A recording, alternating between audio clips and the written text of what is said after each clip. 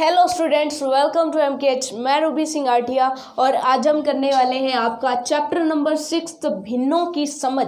ठीक है, भिन्न की समझ या भिन्नों की समझ बहुत ही मज़ेदार सा चैप्टर रहेगा। आपको ये चैप्टर पढ़ के मज़ा आने वाला है। ठीक है, क्योंकि आपने कुछ ऐसी राशियाँ लिखी हुई कहीं ना कहीं देखी होंगी, 1/2, 1/3, 2/3, 4/5, है ना, 7/6। ठीक है, तो इस तरह की जो भी चीज़ें होती हैं उनको क्या बोला जाता है, इस तरह की जो भी संख्याएं हम लिखते हैं उसको क्या बोला जाता है, भिन्न। ठीक है, क्या बोला जाता है, भिन्न।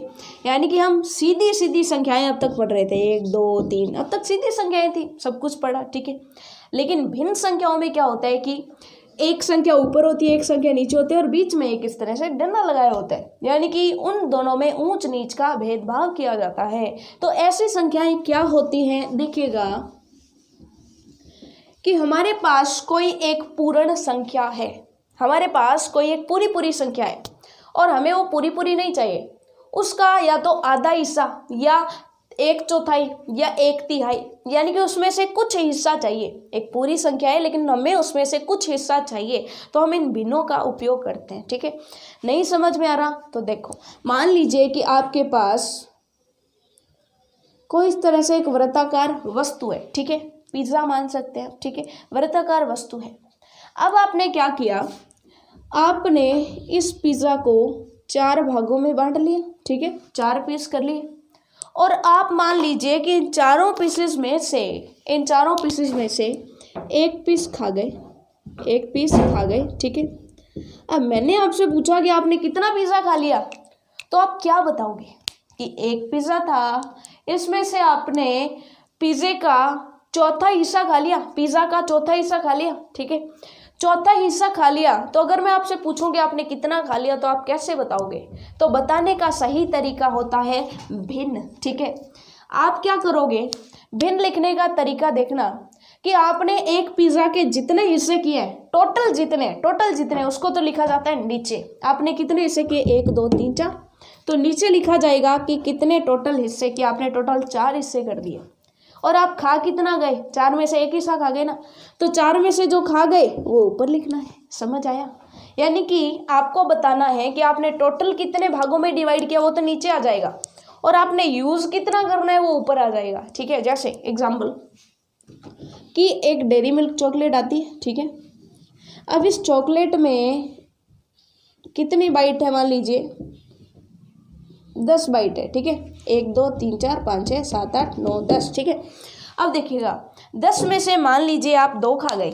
10 में से आप कितनी खा गए, 2 खा गए। ठीक है, आप 10 में से ये बाइट, इतनी बाइट आपने तोड़ के खा ली। ठीक है, ये आप तोड़ के खा गए। अब मैं अगर आपसे पूछूं कि आपने चॉकलेट का कितना हिस्सा खा लिया, तो आप कैसे बताओगे कि एक चॉकलेट थी, उसको आपने कितने भागों में बांटा? पहले ये बताओ, टोटल कितने भागों में बांटा, टोटल कितनी बाइट्स थी? 10 बाइट थी। तो आप कह दोगे कि 10 बाइट्स थी और आप कितना खा गए, तो आप इसकी 2 बाइट्स खा गए ना, तो आप ऊपर लिख दोगे 2। ठीक है, समझ आ गया? ऊपर क्या लिख दोगे, 2। तो 10 में से 2 खा गए, ये होती है एक भिन्न। ये चीज़ आपको समझ में आ गई? ठीक है, अब भिन्न के ऊपर जो आप राशि रखते हो, इसका मतलब क्या है कि ये उतना हिस्सा है। ठीक है, ये एक हिस्सा है, कितने हिस्सों में से एक है, तो वो नीचे आपको बताएगा कि 4 हिस्सों में से एक हिस्सा खा गए। यहाँ पे क्या बता रहा है कि 10 हिस्सों में से 2 हिस्से खा गए।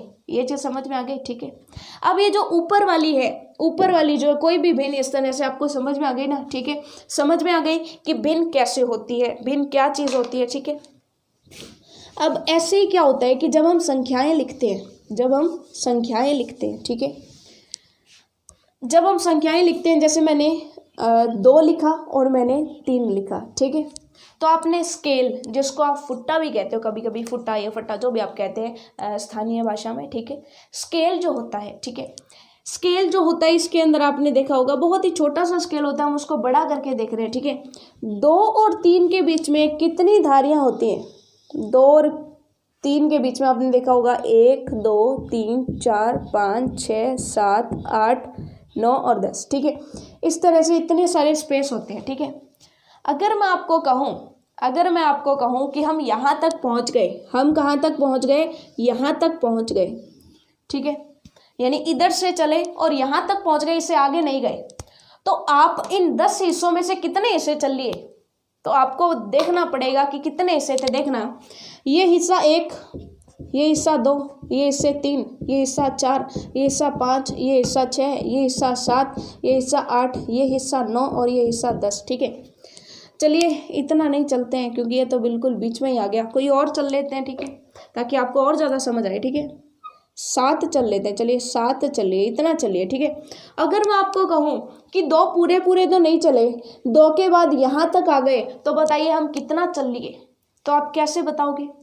आप कहोगे कि 2 तो पूरा पूरा चले, 2 तो पूरा पूरा चले। ठीक है, इसके बाद ये जो 2 और 3 के बीच में 10 हिस्से हैं ना, कि 2 तक तो आ गए, 2 तक तो पूरा पूरा चले थे, स्केल में पीछे से 0 1 2। ठीक है, 2 तो पूरा चले, लेकिन 3 तक नहीं गए, बीच में जो 10 हिस्से हैं उनमें से केवल 7 ही चले।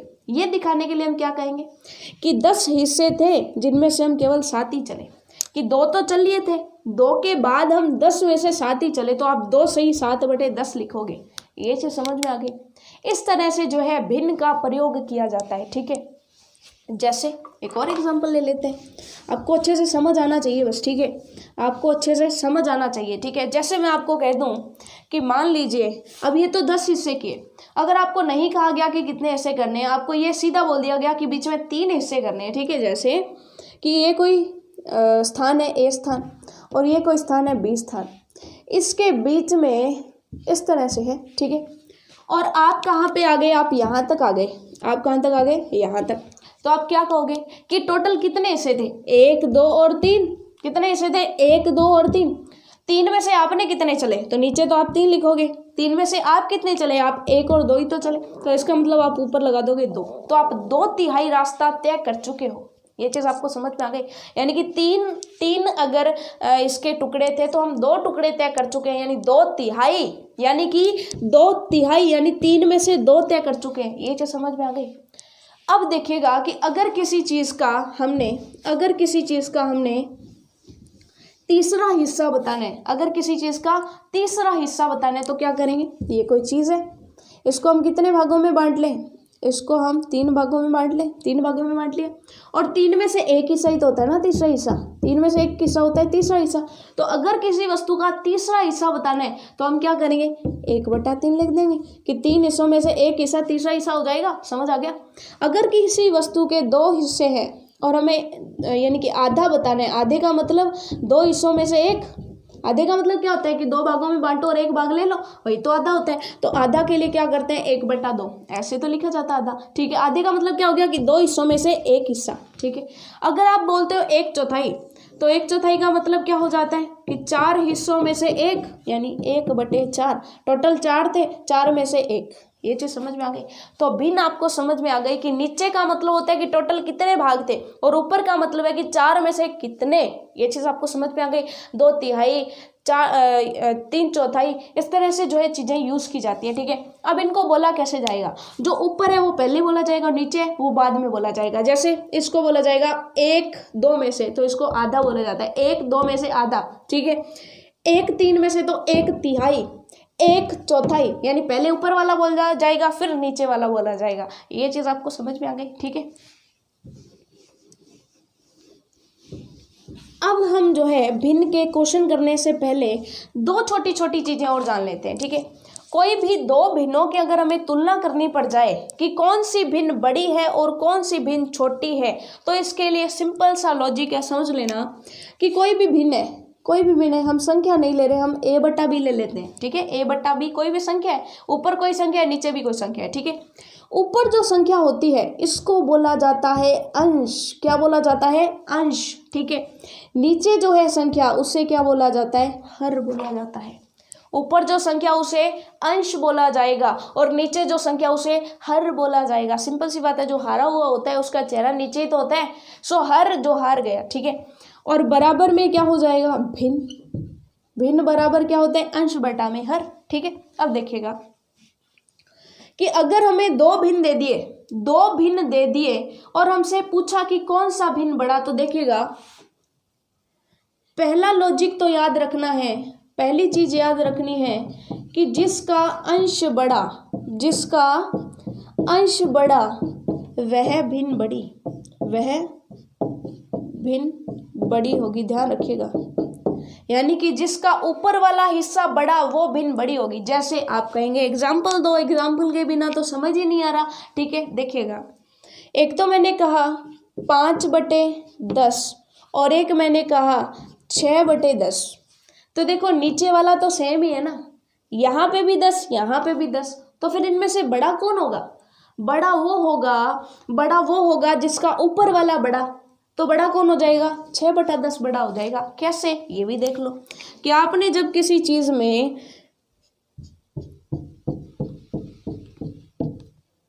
आपने जब किसी चीज में 1 2 3 4 5 6 7 8 9 और इसके बाद 10 हिस्से कर लिए, तो 10 में से अगर आप 1 2 3 4 5 ले लेते हो तो वो बड़ा होगा, या 10 में से आप 6 ले लेते हो तो बड़ा होगा।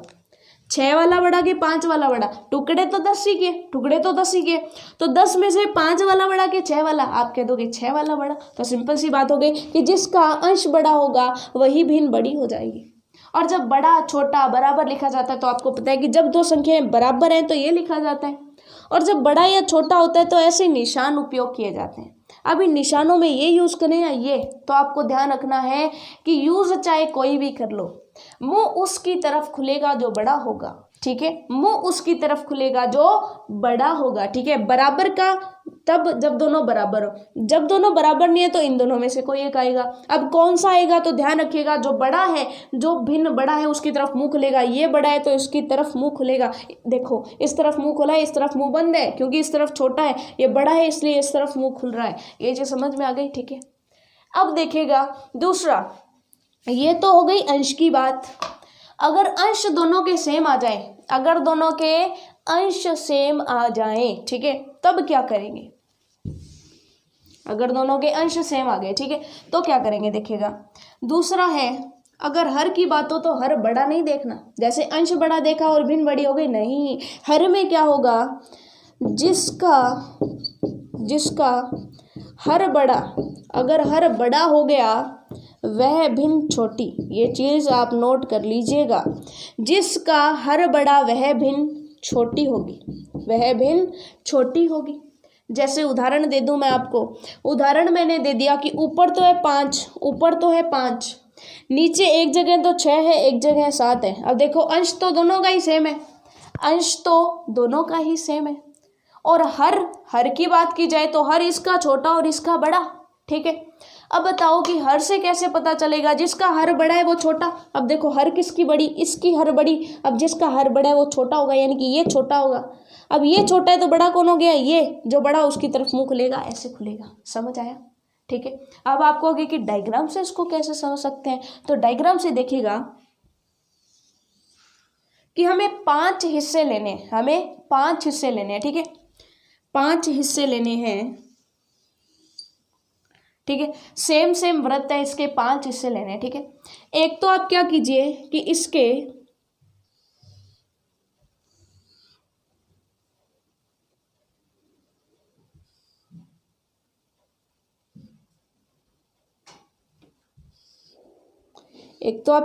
इसके आपने 6 हिस्से कर लिए, ठीक है। 6 हिस्से कर लिए, और 6 में से आपने कितने कर लिए? 5 हिस्से आपको लेने हैं, ठीक है। और दूसरा आप क्या कर सकते हो? देखिएगा, इसके अपने जो है 7 हिस्से कर रहे हैं, ठीक है। 7 हिस्से अगर इसके कर दे, 1 2 3 4 5 6 हो गए, 7 करने हैं, चलिए 7 कर दिए, ठीक है। अब बताइएगा कि 7 हिस्सों में से 5 अगर ले लें, 7 हिस्सों में से 5 ले लो, 7 हिस्सों में से 2 छोड़ देते हैं, इधर वाले 5 ले लेते हैं, ठीक है। 7 हिस्सों में से हमने 5 ले लिए, और यहाँ पे हमने 6 हिस्सों में से 5 लेना है। बताइए कि रेड कलर इसमें ज़्यादा दिखाई दे रहा है कि इसमें ज़्यादा दिखाई दे रहा है? आप कह देंगे इसमें ज़्यादा दिखाई दे रहा है, रेड कलर ज़्यादा इसमें है ना। इसका मतलब अगर हम ये कह दें कि 6 में से 5 लेने तो ज़्यादा सामान आ जाएगा, 7 में से 5 लोगे तो कम सामान आएगा। ये चीज़ आपको समझ में आ गई?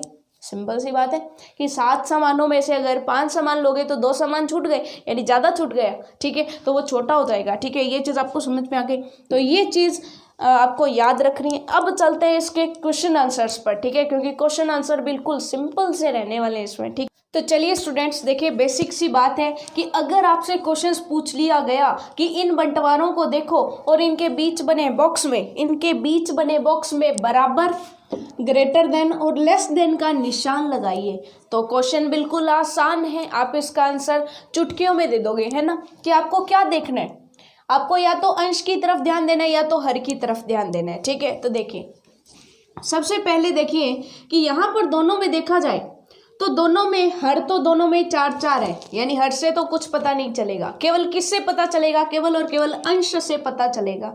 और अंश की बात आ जाए तो बात याद आ गई आपको कौन सी, कि जिसका अंश बड़ा वो बड़े संख्या होगी। तो 1 बड़ा के 3 बड़ा, तो 3 बड़ा, इसका मतलब ये संख्या बड़ी हो गई, जो बड़ी होगी उसकी तरफ मुंह खुलेगा, ये चीज़ हमें क्लियर थी पहले, ठीक है। अब देखिए 1/2 और 1/2 दोनों सेम है ना, आधा और आधा तो दोनों सेम है, इसका मतलब बराबर का निशान लगा दो। उसके बाद है 1/3 और 1/2। अब देखिए ऊपर तो दोनों के 1-1 है, यानी अंश से तो कुछ पता नहीं चलेगा, केवल किससे पता चलेगा, हर से।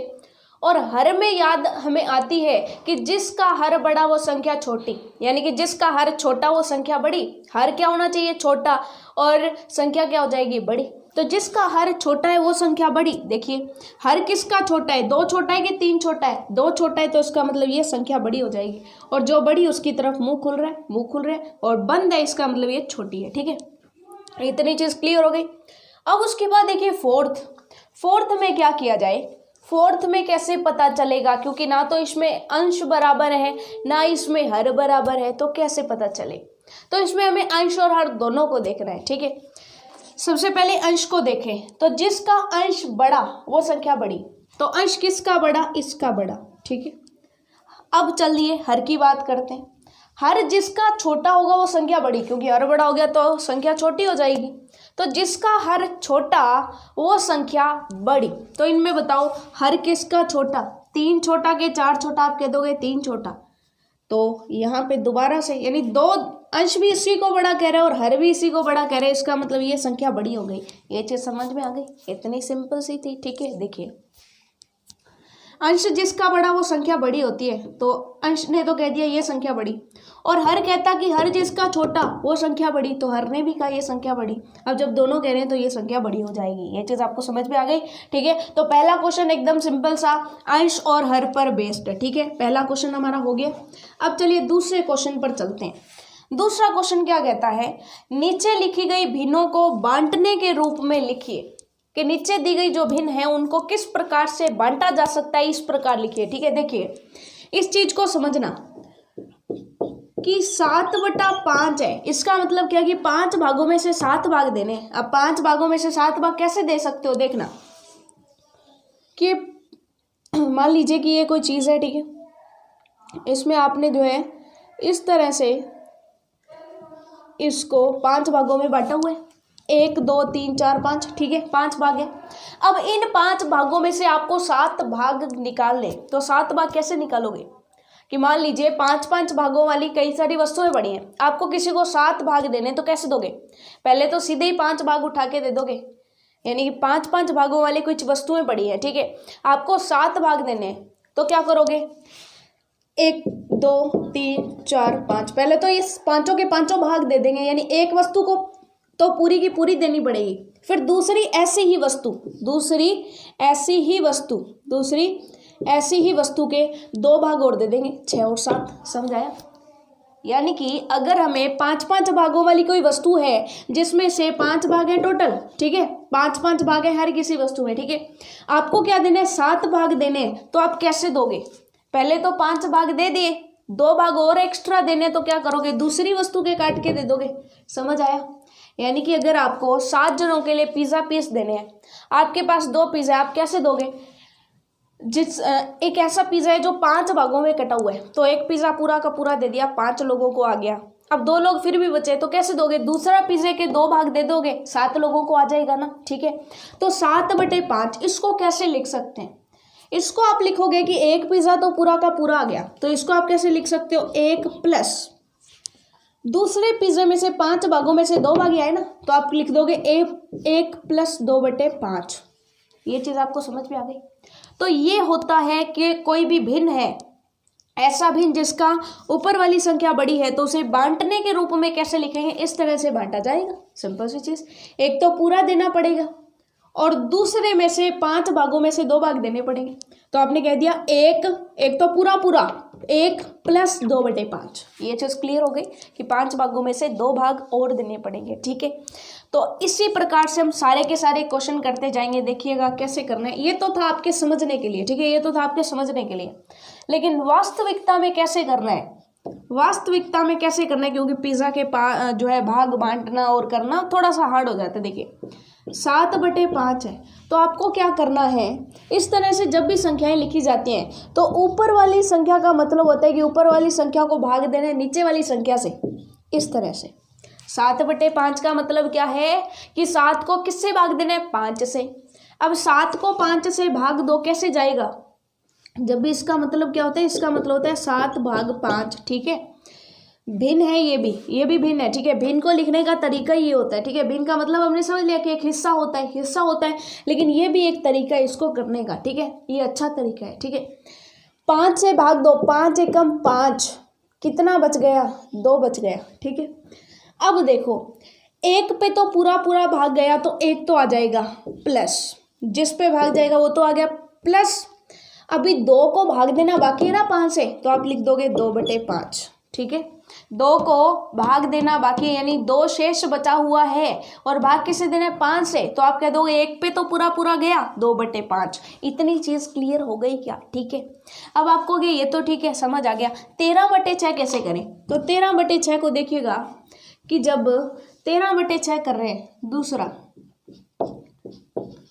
जब 1-2 करोगे तो आपकी प्रैक्टिस हो जाएगी, समझ आएगा अच्छे से। ठीक है, जब 1-2 क्वेश्चन हम कर लेंगे तो आपको अच्छे से समझ में आएगा। ठीक है, देखिए 13/6, तो इसका मतलब क्या है, 13 को भाग देना है 6 से।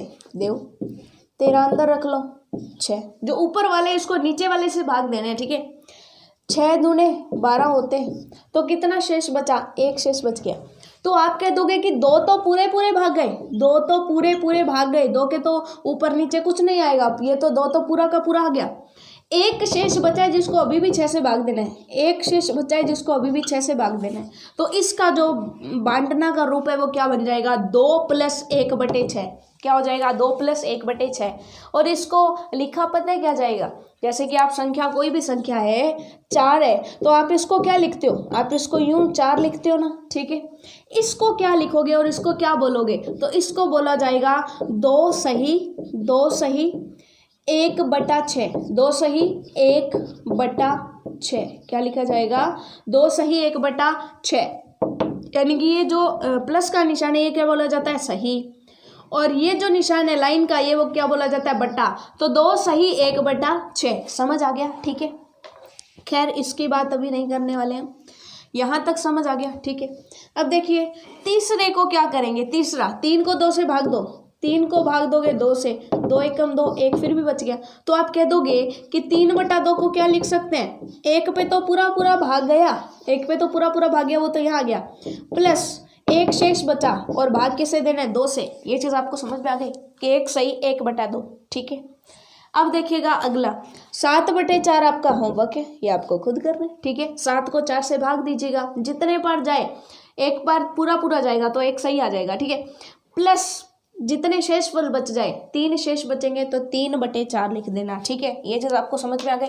तो दूसरा क्वेश्चन भी हमारा कंप्लीट हो गया कि भिन्न को बांटना के रूप में कैसे लिख सकते हैं, है ना, बिल्कुल आसान है ना स्टूडेंट्स। अब देखिए नेक्स्ट जो है, जैसे हमने अभी लिखा था, जैसे कि 13 को हमने किससे भाग दिया था, 6 से भाग दिया था, है ना, 13/6 था, तो हमने इसको इस तरह से भाग दिया था, कितने पर गया था, 6 दूनी 12, 1 बचा था। तो इसको क्या लिखा था, 2 + 1/6 लिखा था, है ना, कि 2 पे तो पूरा भाग गया, 1 बचा, उसको 6 से अभी भी भाग देना है, तो 1 को 6 से अभी भी भाग देना है। ठीक है, तो 2 सही 1/6 बच गया। इसको आप, ये जरूरी नहीं है कि प्लस का निशान लगाओ, आप इसको ऐसे भी लिख सकते हो, आप इसको सीधा भी लिख सकते हो, 2 से 1/6, ठीक है, ऐसे भी लिख सकते हो और ऐसे भी लिख सकते हो, ठीक है। जो 2 पूरा पूरा है इसको तो आप क्या बोलोगे, 2 सही, क्या बोलोगे, 2 सही। और जो 1/6 उसको तो बोलना ही बोलना है, ठीक है। ये लाइन जो इसको बटा बोलोगे, जो ऊपर है उसको पहले बोल देना, ठीक है, कि 1 बीच में बटा आ गया और जो नीचे है वो आ जाएगा, ठीक है। ये चीज़ आपको समझ में आ गई। अब देखिएगा तीसरा क्वेश्चन क्या कहता है। अब तीसरा क्वेश्चन लिखने में आपको कोई प्रॉब्लम नहीं होगी। क्या कहता है, निम्नलिखित भिन्नों को शब्दों में लिखिए। शब्दों में लिखना है कि इस भिन्न को हम बोलेंगे क्या। तो देखिएगा, जो ऊपर है उसको पहले बोला जाता है, ये जो नीचे डंडे का निशान है इसको बट्टा बोला जाता है, क्या, बट्टा, ठीक है। और जो नीचे वाली संख्या इसको बाद में बोला जाता है। तो ये कौन सी संख्या हो गई, ये हो गई 7/5, क्या हो गई, 7/5 या 7/5। तो आप इसको क्या लिख देंगे, एकदम आसान है, क्या लिख देंगे कि सबसे पहले हमसे पूछा गया है, सॉरी माफ़ कीजिएगा, ये 3/4 था, ठीक है। ये आपकी बुक में सही जो क्वेश्चन है वो 3/4 है, ठीक है। 7/5 हमने बाय मिस्टेक लिख दिया, 3/4, ठीक है। क्या लिखा है, 3/4। तो आप जो है इसको कर लेंगे माफ़ कीजिएगा, सबसे पहले क्या लिखा जाएगा, 3। सबसे पहले क्या लिख दोगे, 3। 3 के बाद बीच में क्या आ गया, बटे, 3 बटे, और फिर क्या आ गया, 4। तो ये हो गया 3/4। समझ आया कि 3/4 है ना, बिल्कुल सिंपल, कि 3/4 दिखाई दे रहा था तो 3/4 लिख दिया। अब ये वाली संख्या इसको कैसे लिखा जाए, तो इसमें क्या लिखा जाता है, पहले जो पूरा पूरा उसको लिखा जाता है, 1 पूरा है तो इसको क्या लिखेंगे, 1 सही है, 1 सही, ठीक है। क्या लिखेंगे, 1 सही, 1 सही, कि 1 तो जी पूरा पूरा है, 1 सही। उसके साथ साथ क्या है, 2/5, 1 सही, 2/5। समझ में आ गया ना, यानी कि जो बराबर में उसको तो लिख दो, 1 सही, 2 सही, 3 सही, जो भी संख्या आए, ठीक है। जैसे यहाँ पे 2 आ गया तो 2 सही, और उसके बाद जो ऊपर है उसको लिख दो, फिर जो डंडा है उसके लिए बटा लिख दो, और नीचे जो भी संख्या उसको लिख देना, ठीक है। अब देखिएगा तीसरे का नाम, तीसरे का नाम क्या हो जाएगा, सिंपल सी बात, 2 सही, 2 सही, 3, फिर क्या हो जाएगा बीच में बटे, 3/5, है ना, बिल्कुल सिंपल, ठीक है। तो नामकरण भी हमने कर दिया, तीसरा क्वेश्चन भी हो गया। उसके बाद चौथा क्या कहता है, संख्या रेखा पर भिन्न को दर्शाइए। आपको भिन्न को किस में दर्शाना है, संख्या रेखा पर। ये सबसे मजेदार वाला सवाल रहेगा, ठीक है। संख्या रेखा आपको पता है, संख्या रेखा क्या होती है, स्केल में आपको पता ही है, जैसे संख्या रेखा होती है कि यहाँ पे होता है 0, इधर होता है -1, इधर होता है -2, और इधर 1, 2, 3, इस तरह से संख्याएं लिखी हुई होती है संख्या रेखा के अंदर, ठीक है। अब देखिएगा कि संख्या रेखा पर भिन्न को दर्शाने तो कैसे दिखाएंगे। संख्या रेखा पर आपको क्या करना है कि जो पूरी पूरी संख्या है उस तक आ जाओ, ठीक है। जो पूरी पूरी संख्या, जैसे 4 सही 1/2 है, तो 4 सही 1/2 के लिए आपको 4 और 5 के बीच में आना पड़ेगा, क्योंकि 4 तो पूरे पूरे ले लिए ना। इधर आपके 3 भी हो सकता है, 3, 3, 4 इधर से चलता हुआ आएगा, 1, 0, 1, 2, 3, 4, ठीक है। 4 तो पूरे पूरे ले लिए, ये क्या कह रहे हैं, 4 तो पूरे पूरे ले लिए। उसके बाद 4 से 5 पूरा नहीं गए, 4 से 5 तक हमने 2 हिस्से कर लिए, 2 हिस्से कर लिए, एक हिस्सा ये और एक हिस्सा 2, क्योंकि ये नीचे वाला क्या बताता है कितने हिस्से करने हैं, ठीक है। कि जो आगे है वो तो यहाँ तक आ गया, उसके बाद नीचे वाला बताएगा कि 4 और 5 के बीच में कितने हिस्से करने हैं। तो क्या लिखा है, 2, तो 4 और 5 के बीच में 2 हिस्से कर लिए, एक हिस्सा ये कर लिया और एक हिस्सा ये कर लिया, ठीक है। और इन दोनों हिस्सों में से एक चाहिए, यानी कि वो संख्या कौन सी होगी, ये हो जाएगी, ठीक है। तो ये हो गया 4 सही 1/2, तो 4 सही 1/2 यहाँ पे आएगा। इसको थोड़ा छोटा करके दिखाएं संख्या रेखा के अंदर, तो संख्या रेखा कैसे बनती है, यहाँ पे 0, यहाँ पे 1, 2, 3, 4, 5, ठीक है। इधर क्या है, -1, -2, इसी को नोट करें, ठीक है। तो 4 तक तो पूरा पूरा आ गए, 4 के बाद 5 तक पूरा पूरा नहीं जाना, बल्कि 4 और 5 में 1/2, यानी कि 2 हिस्से करो, उसमें से एक हिस्सा ले लो। 2 हिस्से कर लिए, एक इधर और एक इधर, 2 हिस्से कर लिए, और इसमें से एक हिस्सा ले लिया, यानी कि हम यहाँ तक ही पहुँचे, इधर से आए थे यहाँ तक ही पहुँचे, यहाँ तक ही पहुँचे, तो ये हो जाएगा 4 सही 1/2। समझ आ गया, जिसको आप 4.5 भी कह सकते हो, 4 और आधा 4.5, ठीक है। देखिए अब ये तो हो गया, ऐसे ही 2-3 और समझ लेते हैं तो आपको अच्छे से समझ आ जाएगा, ठीक है, टेंशन मत लीजिए, अच्छे से समझ आएगा।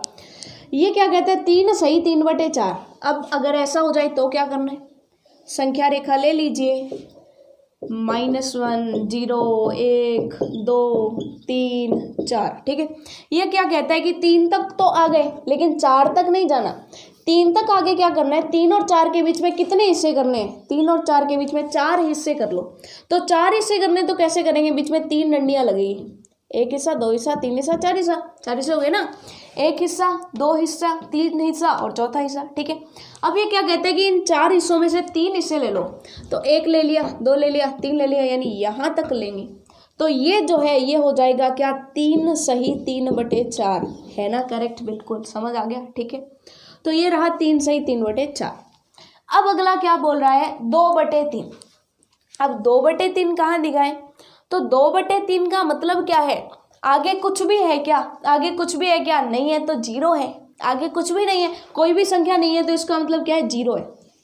तो इसका मतलब वो 0 और 1 के बीच में बनेगा कि आगे जब कोई भी संख्या नहीं है तो इसको ऐसे लिख सकते हो, 0 2/3 लिख सकते हो ना, 0 सही 2/3। तो इसका मतलब क्या है, 0, इधर -1 इधर -2, इधर 1 इधर 2, ठीक है। अब 0 से सीधा 1 तक नहीं जाना, 0 सही 2/3 तक जाना है, यानी 0 और 1 के बीच में कितने हिस्से कर लो, 3 हिस्से, 1 2 3, और 3 में से 2 हिस्से ले लो, यानी कि यहाँ तक। तो ये हो जाएगा 2/3, समझ आया, यानी कि 0 से 1 के बीच में 3 हिस्से कर लिए, 1 हिस्सा 2 हिस्सा 3 हिस्सा, जिसमें से 1 और 2 हिस्से ले लिए, 1 और 2 हिस्से ले लिए, 1 और 2 हिस्से, ठीक है। तो 3 में से 1 और 2 हिस्से ले लिए तो 2/3, समझ आ गया, ठीक है। तो संख्या रेखा इस तरह से आपको बना के दिखानी पड़ेगी 4th क्वेश्चन में, ठीक है। उसके बाद 5वां क्वेश्चन और भी मज़ेदार।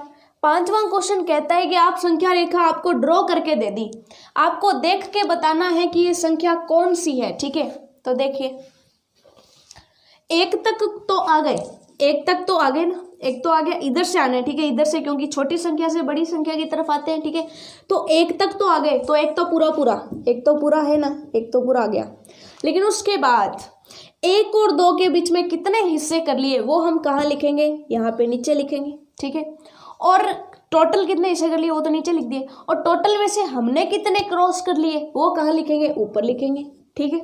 अब टोटल कितने हिस्से कर लिए गिनो, 1 2 3 4 5, 1 और 2 के बीच में टोटल कितने हिस्से कर लिए, 1 2 3 4 5, तो आपने टोटल 5 हिस्से कर लिए। लेकिन आप चले कितने हिस्से, तो देख लो 1 2 और 3 हिस्से के बाद तो यहाँ पे तो स्टॉप हो गए ना, तो कितने हिस्से चले, 1 2 3, तो आप कह दोगे 3 चले, तो ये हो जाएगा 1 सही 3/5। समझ में आ गया कि 1 तो पूरा पूरा चलिए, उसके बाद 1 और 2 के बीच में जो 5 हिस्से थे उसमें से 3 ही चले, ठीक है। तो 1 सही 3/5, ये चीज़ समझ में आ गई। चलिए और प्रैक्टिस करते हैं। दूसरा देखिए, ये तो हो गया पहला, ठीक है। दूसरा देखिएगा, ये कहते हैं 5 तो पूरा आ गए, तो 5 तो सही आ गए। उसके बाद 5 और 6 के बीच में टोटल कितने हिस्से किए हैं गिन लो, ठीक है। 1 2, ये जो बीच में स्थान है उसको गिनना, डंडियां नहीं गिननी है, बीच में स्थान गिनना है, ठीक है। 1 2 3 4 5 6 7 8, कितने हिस्से कर लिए हमने, 8 हिस्से कर लिए, ठीक है। कितने हिस्से कर लिए हमने, 8 हिस्से कर लिए। तो आप कह दोगे बट्टा में तो क्या आ जाएगा 8, और 8 में से हिस्से ले कितने लिए, तो देखो 1 2 3 4 5 6 7 चलिए ना, उसके बाद रुक गए तो 7 चलिए, तो ये हो जाएगा 5 सही 7/8 कि 5 पूरे पूरे चले, फिर 8 में से 7 और चलिए। ये चीज़ समझ में आ गई। अब इसका देखें तो देखिएगा 8 तो पूरा पूरा आ गए, उसके बाद कितना चले, ये है 8 और ये है 9, ठीक है। 8 और 9 के बीच में कितने हिस्से हो गए, 1 2 3 4 5 6 7, कितने हिस्से हो गए, 7। तो टोटल कितने हिस्से हो गए, 7 हिस्से हो गए। अब 7 में से हमने कितने चल लिए, तो 1 2 और 3 चल लिए, ठीक है। तो हमने 3 चल लिए, ये चीज़ आपको समझ में आ गई। यानी कि टोटल 8 तो चल लिए, 8 के बाद 7 में से 3 और चल लिए, तो 8 सही 3/7, ठीक है। क्लियर है ना ये आपको। चलिए अब नेक्स्ट अगर देखा जाए फोर्थ अगर देखें तो 51 तो पूरे पूरे चल लिए, उसके बाद हिस्से देखो 1 2 3 4 5 हिस्से किए, चले कितना 1 2 3, 3 ही तो चले, तो 3 चले, यानी 51 पूरा पूरा चले, फिर 3 चलिए 5 में से। उसके बाद यहाँ देखिए 53 तो पूरा पूरा चले, ये हो गया चौथा। पांचवा देखिए कि 53 तो पूरा पूरा चलिए। उसके बाद 1 2 3, 3 हिस्से थे, 3 हिस्से थे, हम कितना चले, 1 और 2, हम 2 ही हिस्से चले, यानी 53 सही 2/3। क्वेश्चन समझ में आ गया। तो पांचों के पांचों क्वेश्चन देखिए एकदम इजी और एकदम सिंपल से है, ठीक है। अब देखिएगा यहाँ पर एक नई चीज सीखने जा रहे हैं हम, दशमलव, ठीक है। अब देखिएगा स्टूडेंट्स कि नेक्स्ट जो हम कंसेप्ट पढ़ने वाले हैं वो है दशमलव संख्याएं, कि दशमलव संख्याएं क्या होती हैं। देखिएगा कि जब भी हम किसी संख्या को 10 से 100 से 1000 से गुणा करते हैं तो उस संख्या में दशमलव लग जाता है, ठीक है। जैसे हमने 365 को भाग दिया, मान लीजिए 10 से, हमने 365 को 10 से भाग दिया, ठीक है। तो इसको हम कैसे लिख सकते हैं, इसी चीज को हम ऐसे भी लिख सकते हैं कि नीचे अगर 10 है तो आपको देखना है कि नीचे कितने जीरो हैं, तो 10 में कितने जीरो, 1 जीरो, ठीक है। तो आप इसको सीधा जो है भाग दिए बिना सीधा इसका उत्तर लिख सकते हो। क्या लिख सकते हो कि ऊपर जितने भी अंक है पीछे से जितने जीरो हैं, कितने जीरो हैं, 1 जीरो है, तो पीछे से एक अंक के बाद आप दशमलव लगा दीजिए, ठीक है, यानी कि 36.5, ठीक है। तो ये होता है दशमलव, ठीक है, दशमलव संख्याएं, ठीक है। कि जब भी आप किसी चीज को भाग देते हो, ठीक है, आपने भाग देते हुए देखा होगा, दशमलव वाले भाग आपको आते होंगे। कैसे कि आपको मान लीजिए 7 को भाग देने 2 से, तो आप क्या दोगे, 3 दूनी 6, ठीक है, फिर 1 बच गया, तो आप क्या लगा देते हो, पॉइंट लगा देते हो, दशमलव। पॉइंट लगाते हैं आपके पास यहाँ पे 1 जीरो आ जाता है ना। अब क्या करते हो, 5 दूने 10, तो ये 10 से क्रॉस हो जाता है, यानी 3.5। तो ये जो कहलाता है, ये कहलाता है, जो पॉइंट है ये दशमलव कहलाता है। यानी कि जब आप किसी संख्या को 10 से भाग देते हो तो एक संख्या पीछे से एक अंक के बाद दशमलव लग जाता है। अगर आप किसी संख्या को 100 से भाग देते हो, अगर किसी संख्या को, इसी संख्या को मान लीजिए 100 से भाग दें तो कितनी जीरो, 2 जीरो, तो 2 अंकों के बाद दशमलव लगेगा, यानी कि पीछे 5 6 फिर दशमलव और फिर 3, ठीक है। अगर आप इसी को मान लीजिए 1000 से भाग देते हैं तो 1 2 3, 3 जीरो आती है 1000 में, तो ऊपर भी 3 अंकों के बाद दशमलव लगेगा, यानी कि इस तरह से, ठीक है। ये चीज़ आपको समझ में आ गई। अब दशमलव से पहले कुछ नहीं, इसलिए जीरो लगा देते हैं, तो 0.365, ये चीज़ आपको समझ में आ गई। तो जब इस तरह की राशि हो तो आप दशमलव में बदल सकते हो। अगर दशमलव दे दे तो इस तरह की राशि में कैसे बदलेंगे, वो थोड़ा सा और देख लो। कि मैंने आपको कह दिया 62.5, एक मैं आपको कह दूं 6.25, एक मैं आपको कह दूं 0.625, तो इसको आप सीधी सामान्य संख्या में कैसे बदलोगे, यानी कि हमें कैसे पता चलेगा कि दशमलव से बटा में 10 आएगा कि 100 आएगा कि 1000 आएगा। तो बहुत ही अच्छा तरीका देखिएगा कि जब भी ऐसी संख्या दी गई हो तो पहले तो उस संख्या को बिना दशमलव के लिख लो, बिना दशमलव के लिख लिया, दशमलव उड़ा दिया, ठीक है।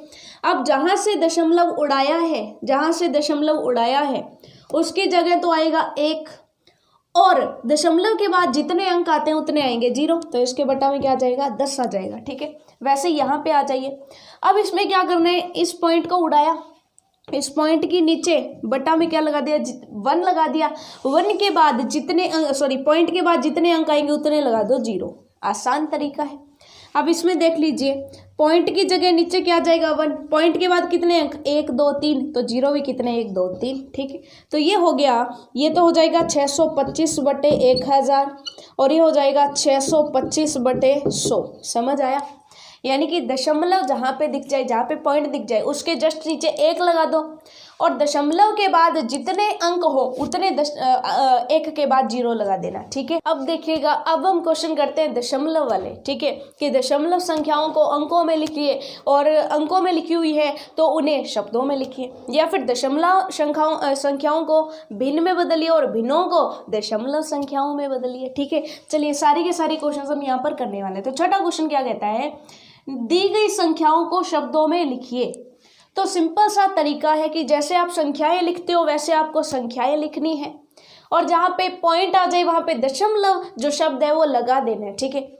अब हम शुरू करने लगते हैं। जैसे 42 पॉइंट, ठीक है, 42 पॉइंट तो हम पहले तो लिख देंगे, 42 पॉइंट की जगह क्या लिख देंगे, दशमलव।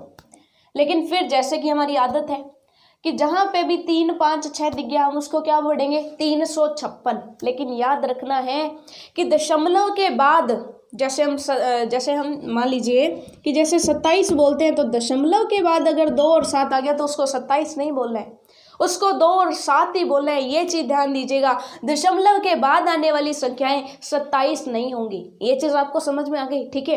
तो वैसे ही ध्यान में रखना है कि इसको 2 और 7 लिखा जाएगा, 27 नहीं लिखा जाएगा, ठीक है। जैसे कि एग्जाम्पल लेते हैं, जैसे इसको लिखना है, शब्दों में लिखना है तो ए को क्या लिख देंगे, सबसे पहले तो लिख देंगे 42, ठीक है। देखिएगा कि सबसे पहले तो हम क्या लिख देंगे यहाँ पर, सबसे पहले तो हम 42 लिख देंगे, 42, ठीक है। उसके बाद 42, उसके बाद क्या है, दशमलव है ना, पॉइंट है, दशमलव लगा दिया। उसके बाद 356 नहीं लिखेंगे, 3, 5, 6 लिखेंगे। 3, 5, 6 दशमलव के बाद जो भी संख्याएं आएंगी उनको अलग अलग लिखा जाएगा, ठीक है। 3, 5, 6, ये चीज़ आपको समझ में आ गई। और 3, 5, 6 इनके आगे इनके बीच में जो है इस तरह से पतली से आप डंडी लगा सकते हो, ठीक है, इस तरह से। तो क्या हो गया 42.356, ठीक है। अब उसके बाद देखिए नेक्स्ट देखते हैं, ये 7.02 क्या लिखेंगे, 7 पॉइंट की जगह क्या लगा देंगे, दशमलव। 7.0 की जगह क्या लिख देंगे, 0 और आगे लगा देंगे 2, तो 7.02। उसके बाद सी देखिए, सी क्या है, 0 यानी कि 0 जीरो नहीं यूज करना होता, हम क्या लिखते हैं 0 अब दशमलव के बाद तो जो भी आया वो एक एक करके लिखा जाएगा, ठीक है। 409, 4 फिर एक लाइन, फिर 0 एक छोटी सा डंडा, ठीक है, और 9, ठीक है। अब डी चौथा देख लीजिए क्या लिखेंगे, ये आपका होमवर्क रहेगा, इसको आप क्या लिखोगे, चलिए मैं ये बता दूं क्या लिखेंगे। 309, ये तो पूरी संख्या लिखी जाती है ना, ये तो पूरी संख्या लिखी जाएगी। क्या लिखोगे, क्या लिखेंगे 309, ठीक है। क्या लिखेंगे 309 लिखेंगे सबसे पहले, उसके बाद माफ कीजिएगा 100, 309 और उसके बाद दशमलव, और दशमलव के बाद तो जो भी आएगा उसको एक एक करके लिखा जाएगा। 0 के बाद एक और 0 है ना, तो 0 और फिर 1, ठीक है। तो दशमलव के बाद जो भी संख्याएं आएंगी उनके आगे इस तरह से आपने इस तरह से इनके बीच में थोड़ा थोड़ा डंडे लगाते जाना है। तो ये हो गया, ये संख्याएं आपको लिखनी आ गई। तो आज के बाद दशमलव वाली कोई भी संख्या उसका नाम लिख दोगे। दशमलव से पहले तो संख्या को सेम वैसे लिखना है जैसे नॉर्मल लिखते हैं, इकाई, दशमलव, सैकड़ा, हजार में। 309, 301, 302, 402 इस तरह से, ठीक है। और दशमलव के बाद जो संख्याएं आए उनको एक एक अलग अलग लिखना है। अगर 5 0 तो उसे 50 नहीं लिखना, 5 0 लिखना है, ठीक है, दशमलव के बाद, ठीक है। अब देखिए छठा क्वेश्चन हमारा हो गया। अब हम चलते हैं 7वें क्वेश्चन पर। 7वां क्वेश्चन कहता है कि शब्दों में लिखा हुआ है और आपको उसे अंकों में लिखना है। तो ये तो एकदम आसान है, देखिएगा 5.72, तो जहाँ पे दशमलव है वहाँ पे पॉइंट लगा देना 5, सबसे पहले 5 लिख लिया, दशमलव की जगह पॉइंट लगा दिया, 7.2 लिख दिए, तो ये हो गया ए, ठीक है। ये तो बिल्कुल सिंपल है। उसके बाद देखिए 60 फिर दशमलव, फिर 309 है ना, सिंपल, ठीक है। उसके बाद कहते हैं 0.08 है ना, बिल्कुल सिंपल, जैसा बोल रहे हैं वैसा लिख दिया। 905 सबसे पहले 905, फिर कहते हैं दशमलव 007 तो 905.007 है ना, बिल्कुल सिंपल, ठीक है। तो आपको समझ आ गया कैसे लिखेंगे। तो हमारा 7वां क्वेश्चन भी हो गया, ठीक है। अब हम चलते हैं 8वें क्वेश्चन की तरफ, ठीक है। 8वां क्वेश्चन क्या कहते हैं हमें कि आपको दिए गए हैं कुछ भिन्न, और भिन्नों को कैसे चेंज करना है, दशमलव संख्याओं में चेंज करना है। तो आपको आता ही है, मैंने सिखा दिया कि नीचे जितने जीरो मिल जाए पीछे से उतने अंकों के बाद पॉइंट लगा देना, ठीक है। जैसे पहला है 5/10, तो 10 में कितने जीरो, 1 जीरो, तो पीछे से 0.5, ठीक है। 5 के बाद पॉइंट लग जाए, 5 से पहले पॉइंट लग जाएगा, यानी कि 0.5। अब जैसे इसमें देखते हैं दूसरा क्या कहता है हमें, 28/10, ठीक है। 28/10 कितने शून्य है, एक ही तो शून्य है, यानी पीछे से चले तो पीछे से 8 के बाद पॉइंट लगेगा, तो 8 फिर पॉइंट फिर 2, ठीक है। एक ही अंक के बाद पॉइंट लगेगा क्योंकि शून्य एक ही है। उसके बाद देखिए 1037 और बट्टा में क्या है 1000 है, तो 1000 में कितने जीरो 1 2 3, तो पीछे से 3 अंकों के बाद शून्य लगेगी, तो 3 अंक 7 3 0 3 अंक हो गए, फिर जो है दशमलव लगेगा और फिर 1, ठीक है। तो इसका जो है इस तरह से हो जाएगा, ठीक है।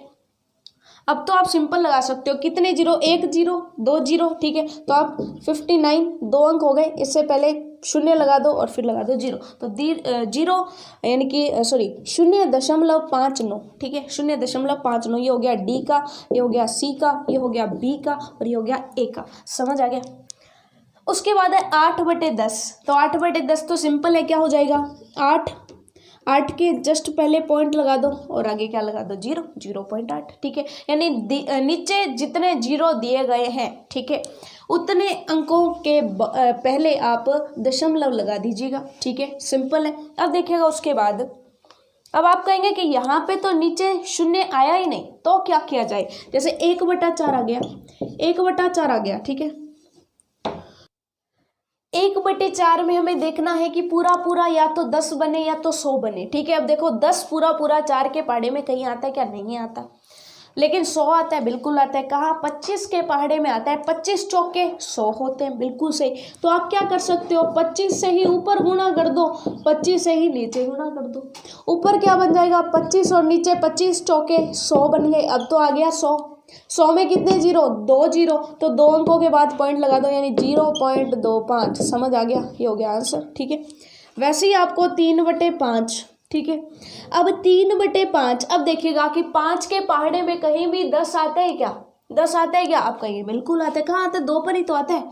तो देखिएगा जी में आप क्या करेंगे, 3/5 है, ऊपर भी 2 से गुणा कर दो, नीचे भी 2 से गुणा कर दिया, 3 दूने ऊपर तो हो गया 6 और 5 दूने क्या हो गए 10। 10 का मतलब 1 जीरो आ रही है, तो पीछे से 1 अंक के बाद जो है दशमलव लगेगा, तो 0.6 आ गया, ठीक है। उसके बाद है 7/25, तो 7/25 में तो कुछ है ही नहीं, 25 चौके 100 होते हैं ना, तो 4 से ऊपर गुणा 4 से नीचे गुणा, तो नीचे हो गया 100 और ऊपर आ गया 7 चौके 28, 7 चौके 28। अब 28 है तो 2 जीरो है, नीचे 2 जीरो है तो 2 अंकों से पहले पॉइंट यानी कि 0.28। ये चीज़ आपको समझ में आ गई। तो इतना सिंपल सा है कि जब भिन्न हो तो दशमलव कैसे बना सकते हैं, ठीक है। अब नेक्स्ट है हमारा कि दशमलव से भिन्न कैसे बना सकते हैं, जिसको आप कभी कभी अपनी भाषा में आप कहते हो कि पॉइंट को हटाएं कैसे या पॉइंट को उड़ाएं कैसे, है ना।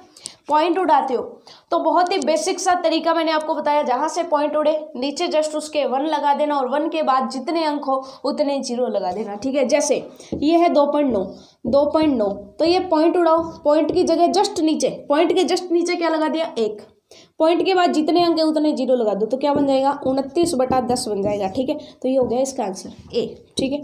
और उसके बाद बी देखो, बी है 0.37।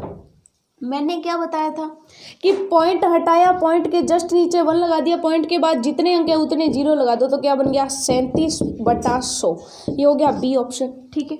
अब बाकी के आप खुद कर लोगे ना, है ना, बिल्कुल सिंपल। कैसे कि 5 था, ओके 309 यहाँ पे पॉइंट था, पॉइंट उड़ाया, पॉइंट के जस्ट नीचे 1 लगा दिया, अब पॉइंट के बाद कितने अंक 1 2 3, तो 1 2 3 0 लगा दिए, तो इसका मतलब क्या आ गया 5309/1000 आ गया। समझ में आ गया। इतना सिंपल सा तरीका है, ठीक है। एक 0.005 और देख लीजिए, 0.005, ठीक है। इसके बटा में क्या करेंगे, इसको उड़ाया 1 लगा दिया, 1 के बाद कितने अंक 1 2 3, तो 1 2 3, तो ये क्या हो जाएगा, ये हो जाएगा। अब आप 0.00005 लिखो, कोई मतलब है, सीधे ही 5 लिख दो, ठीक है। तो 1 2 3, तो 5/1000 आ गया, ठीक है। सो ये हुई इसी के साथ आपकी प्रश्नावली छठी पूरी।